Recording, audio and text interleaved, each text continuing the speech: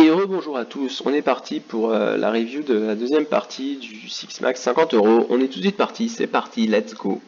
Vilain 5 folle, ici ce qui se passe, on est en blinde contre vilain 4. Vilain 4 il joue 19 blindes, donc 19 blindes c'est ok pour faire tapis directement. C'est aussi ok pour limp en se disant si raise on met tout. Moi ce que je vais décider, c'est j'ai décidé d'open 3 blindes. J'ai dit open 3 blindes en vous expliquant ce que je fais, c'est que j'open 3 blindes et si jamais il fait tapis, je fold. Pourquoi j'open 3 blindes et si jamais je fais tapis, il fold? C'est que j'ai 150 mains sur lui et il a 3% de 3 bêtes. 3% de 3 bêtes, c'est minable. Enfin, c'est vraiment très peu. Et on doit considérer que comme il a 3% de 3 bêtes, même le fait qu'on ne soit plus que 3 à table, c'est pas une raison suffisante qui fait qu'il va vraiment élargir sa range. Donc si on fait 3 blindes, et quand il fait tapis, on va considérer qu'il fait tapis qu'avec paire de 8 mieux, As 10 mieux, et que toutes ces autres mains, valet dame, valet 10, roi dame, roi 10, qui devraient faire tapis, et ben elles vont call pour voir un flop. Par rapport au stat que j'ai, il a 3% de 3 bêtes et il a 26% de VPIP. Donc voilà. Donc du coup il fold. Valet 7 off, on open, toujours la stratégie de voler les blindes. Ici, vilain 5 qui donc bête. Ici, je peux jamais considérer un call. Ici, je vais fold, bien sûr. Voilà, le hauteur valet n'est pas suffisante. 7 et 10 suité. Ici, mon adversaire open, 2,2. Ici, on va call tous les jours. Premier argument, ça nous laisse une cote assez incroyable. J'ai 4002 à mettre pour gagner 14003. Et deuxième argument, on joue en position. Donc quand on est en position et qu'on parle après un joueur, sur le long terme, on gagnera de l'argent sur lui, quel que soit notre niveau et son niveau. Plus ou moins. Ok, sur un flop 9-3-3, bien 5 check. Ici, j'ai pas d'intérêt à bluff tout de suite. Ici, je vais décider de check back, bien sûr. Du coup, je trouve top pair. Donc, ici, quand mon adversaire bet, je vais call. Et là, ici, je trouve deux paires. Et ici, mon adversaire bet. Et ici, je peux soit call, soit raise. Je pense vraiment, je suis quasiment persuadé que raise c'est mieux. Je suis quasiment persuadé que j'ai raise. J'ai call. Bon, call, je pense que c'est moins bien. Clairement, en plus, quand on voit le résultat, call c'est moins bien, même s'il ne faut pas regarder le résultat. Je pense qu'ici, je peux vraiment tranquillement raise 30 000 et fold s'il me re-raise. Bon, ok, why not. J'open de blind, la suite off, je suis call deux fois, ok. Il check, je check back sur un flop comme ça. Turn, ça vient une troisième carte qui me donne flush draw, straight draw. Il bet. Ici, j'ai pas envie de raise. Ici, clairement, j'ai pas envie de raise. Pourquoi parce que si je raise 24, 25 000 et qu'il me fait tapis derrière, je devrais fold. Alors, je considère que j'ai quand même assez de l'équité. C'est-à-dire, il me faut que je call 9006 pour gagner 23 000. Donc déjà, c'est plus, c'est 9000. Donc il me faut déjà 23%. Si je call, il faut que je considère que j'ai gagné 23%. Et en plus, le bonus, c'est que s'il tombe un roi ou un cœur, il va check, et là je pourrais bet et il pourra peut-être call. Et donc, du coup, ça me rajoute, c'est des implied odds. C'est-à-dire, il y a les odds, donc les cotes, qui sont calculées dans le logiciel.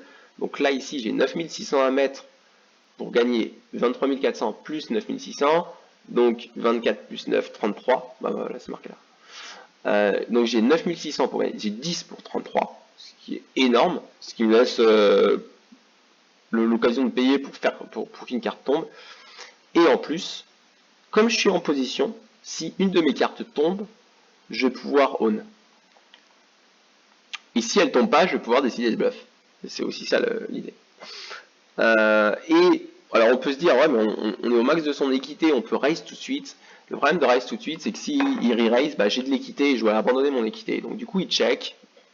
Je call au turn, il check river, et du coup, je bet vraiment pas cher parce que, comme j'ai expliqué que les mecs, ils call 35% ou 55% avec la même main, bah quand j'ai rien, autant faire 35%. C'est un peu débile, mais c'est ça mon raisonnement. Enfin, en vrai, c'est pas débile parce que c'est des joueurs, je joue très. Enfin, ils jouent 75 mains.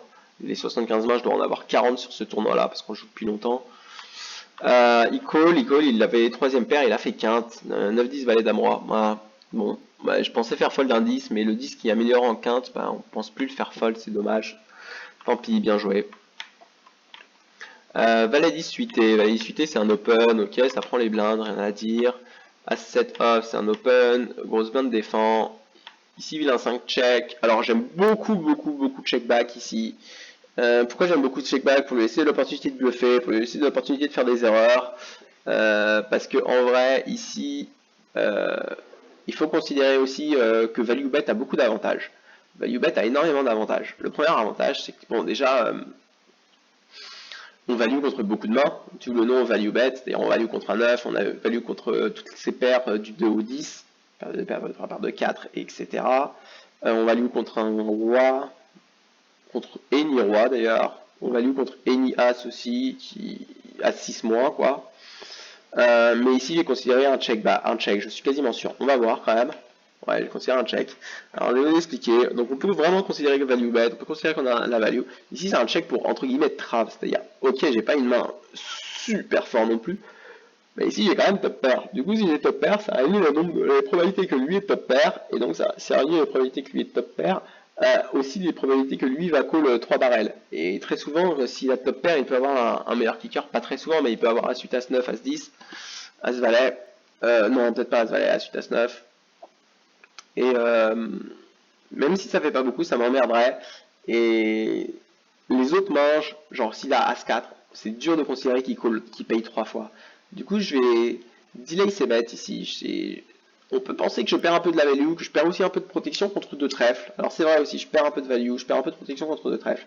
C'est entre guillemets le prix à payer pour check back un peu en trap et jouer une main de la façon où je suis le plus à l'aise et où je pense que je vais peut sûrement gagner plus d'argent sur le long terme, de par sa range de bluff, de par aussi le fait que quand tu es en value, tu peux jamais 3 barrels, donc flop turn ou turn river, why not, tu vois, tu peux barrel turn river, et du coup si tu barrel turn river, vu que tu prends que 2 streets, et bah en acceptant entre guillemets de rater de la value flop, bah tu gardes la range de bluff de ton opposant en fait, c'est ça le deal.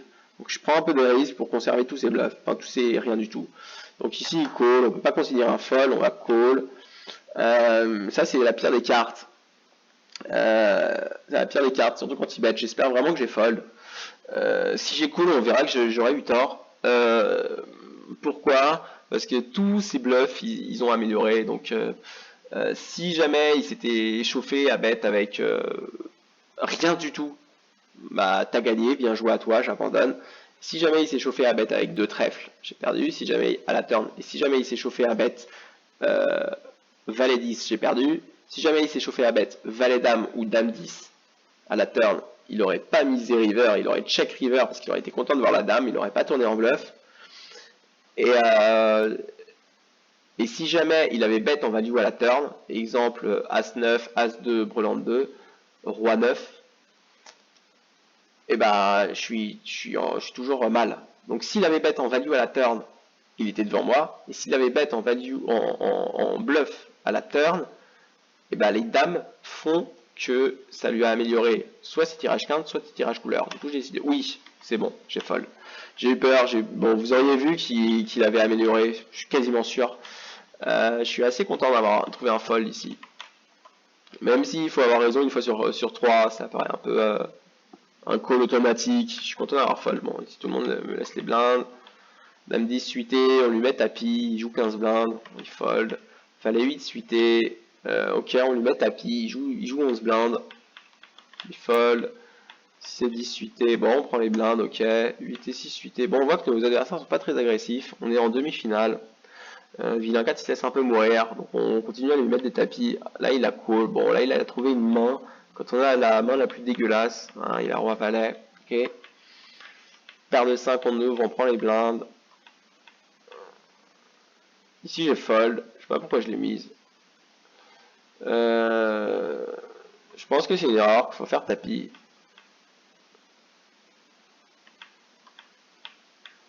Ok, ici on va call. Quand l'adversaire c'est bête, si c'est bête cher, on doit considérer qu'on est très souvent devant, du coup on va call. Ça c'est une excellente carte pour nous. Si notre adversaire considérait qu'il était devant, on peut vraiment considérer qu'il va continuer à bet. C'est-à-dire s'il avait minimum une paire et qu'il était en value, bah, il va continuer à value. Du coup quand il check, ici il y a deux options. On sait qu'on est très souvent devant. On peut considérer bet pour voler le coup tout de suite, on peut considérer check pour espérer qu'il bluffe river. Les deux sont possibles, sachant que je suis pas sûr qu'il bluffe river, et si ça vient une dame ou un valet et qu'il le bet river, je devrais call, puisque je devrais suivre ce raisonnement. Et ça se trouve, il a une dame ou un valet. Je dis cette carte, mais ça se trouve, la cinquième carte qui tombe, ça lui fera top pair, et il va la bet, et je vais me dire, ah ouais, mais comme j'ai joué comme ça, bah, je vais tout le temps call river. Et ça se trouve, mon adversaire va bet, va pas forcément bet en bluff, et va bet s'il trouve top pair. Donc j'ai envie de bet tout de suite, sachant que si je me trompe, j'ai un tirage cœur. Voilà, bon, il fold. Ok, ici on a une stratégie de limp. Il a 17 blindes, j'ai vraiment pas envie de faire tapis contre lui. Même si c'est ok de faire tapis, je préfère c-bet 100% des flops et abandonner. Car là je vais mettre 7000, s'il call, et ben j'abandonne. Voilà, je check, il check. Ah, bah là du coup je vais peut-être pas abandonner, du coup je pense que ouais, je vais miser. Bon, je vous disais j'abandonne, sauf si je trouve top pair à la river. Du coup on bet. Bon, notre adversaire fold, il a fait un call curieux au flop. Ok, donc on bet 2 blindes. Ah ok, ça prend les blindes, on s'en fiche. Hop, ici on fait tapis directement, on s'embête pas. Pourquoi on s'embête pas? Vilain 4 joue 20 blindes, vilain 5 joue un peu plus, joue 28 blindes. On peut se chauffer à faire 50 000 pour espérer que ce soit lui qui nous fasse tapis. Je préfère faire tapis directement. On open, ça prend les blindes. On est en table finale, génial. Ok, c'est parti. Ici, ça commence, 14 000. Donc là, pareil, ici, je vais pas faire tapis parce qu'il joue 44 blindes. Donc, petit point, on est en table finale. Vilain 1 joue une demi-blinde. Vilain 4 et vilain 5 sont les deux assez short, à 20 blindes. Il y en a un qui a 16 blindes, l'autre 22 blindes. Et vilain 7, vilain 6 et moi, on a beaucoup de jetons. Comme nous, on a beaucoup de jetons, on va pouvoir mettre la pression sur les vilains 4 et vilain 5. Vilain 4 et vilain 5 vont être un peu bloqués, ils vont pas trop jouer, ils vont attendre que vilain 1 saute pour gratter une place, puisque là, on n'est plus que 6. Et entre la 6ème et la 5ème place, il y a un écart. Et entre la 5ème et la 4ème place, il y a un écart aussi. Et vilain 4 et vilain 5, ils vont quand même pas mal se battre pour la 4ème place. Bien sûr, s'ils ont une main, ils vont la gamble, hein, mais ils vont quand même plutôt essayer de se battre pour la 4ème place par rapport à l'ICM. Déjà, ils veulent pas sauter 6ème, c'est clair. S'ils sautent 6ème, c'est que c'est vraiment un fail, quoi.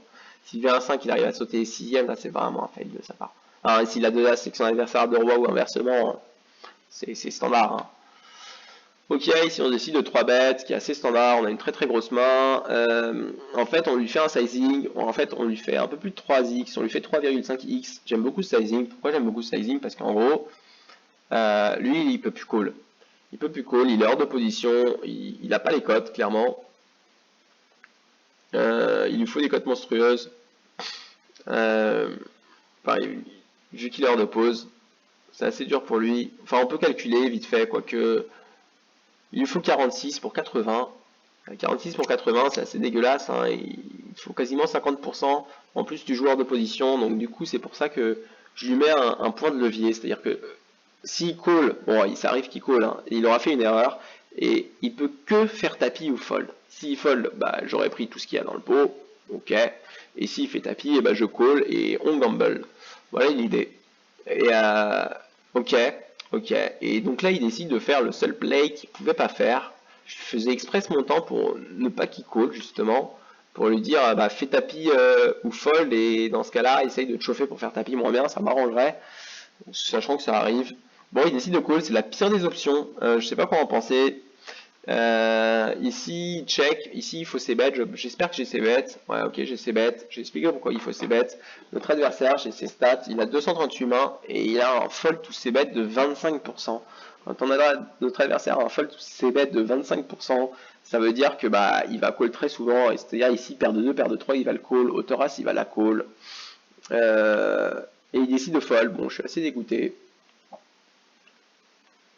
Je sais pas trop ce qu'il avait ici. C'est peut-être un peu shit. Il s'est peut-être un peu craqué avec 8 et 9 suité ou valet dame suité ou des. Non, valet dame suité, tu vois, il aurait trouvé straight draw, il aurait tout mis contre moi.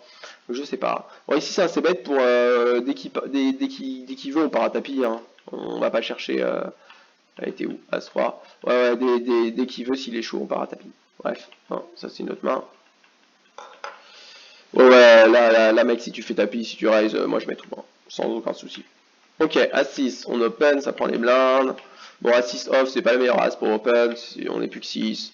Ici, c'est un tapis, il faut call le tapis. Pourquoi il faut call le tapis? C'est très simple, c'est le calcul d'équité.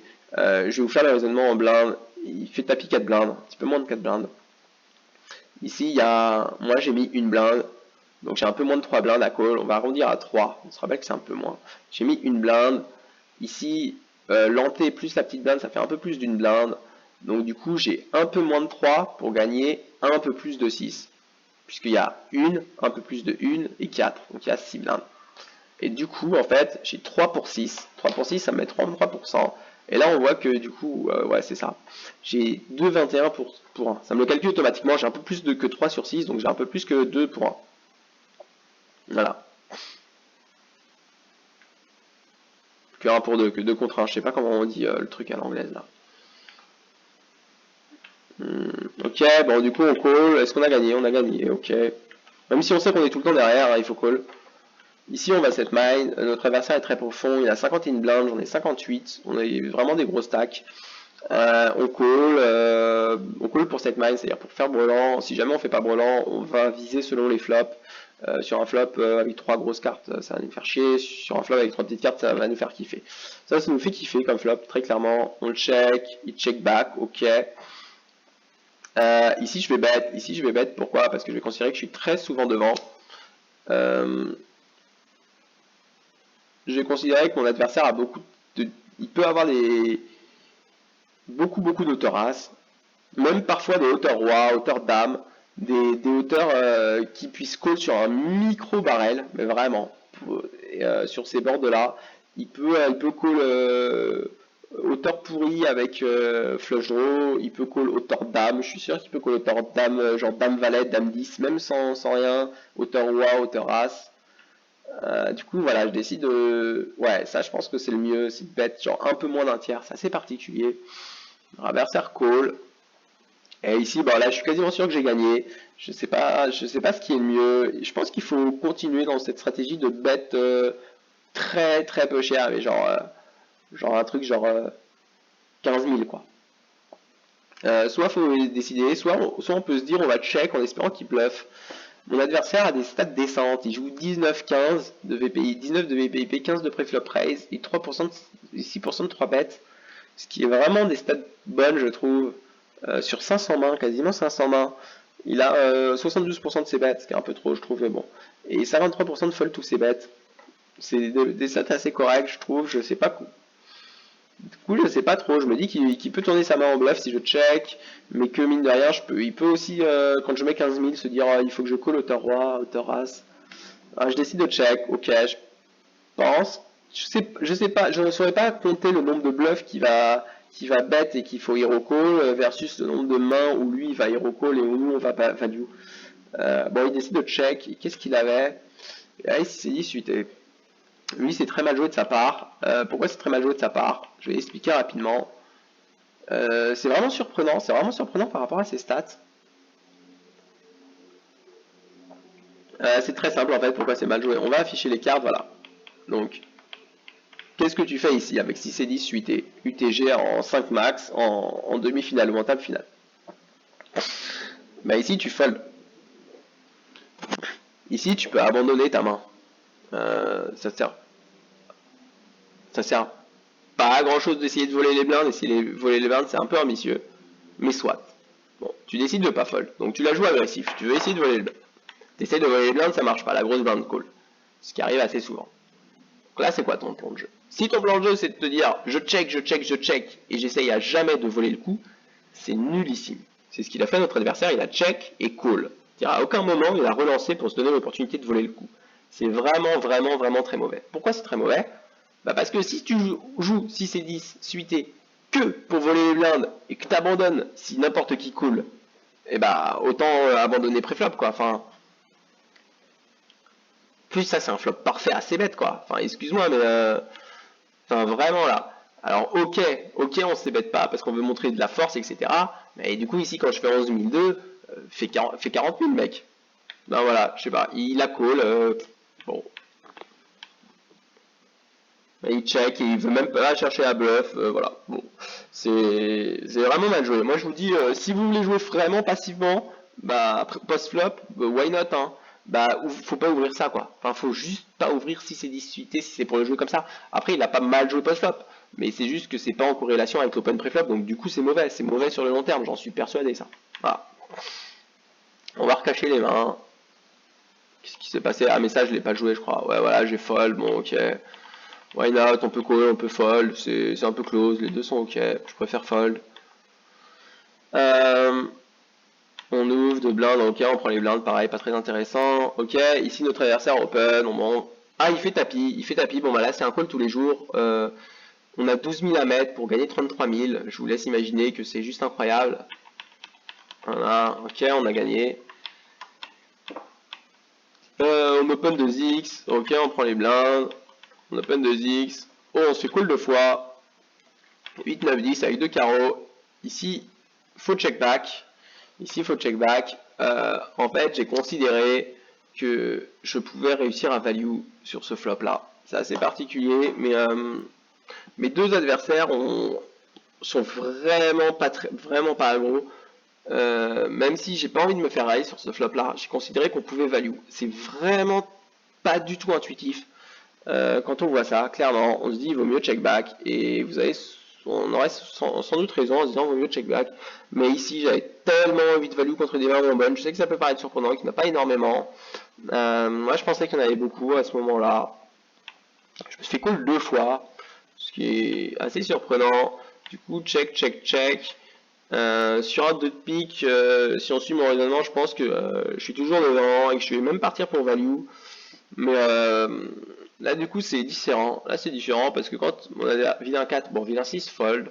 Quand vilain 4 bête comme ça, un carpo, il faut considérer deux choses. Déjà, la première chose, c'est pas un très très bon joueur, donc peut-être qu'il sait pas trop avec quoi il bête.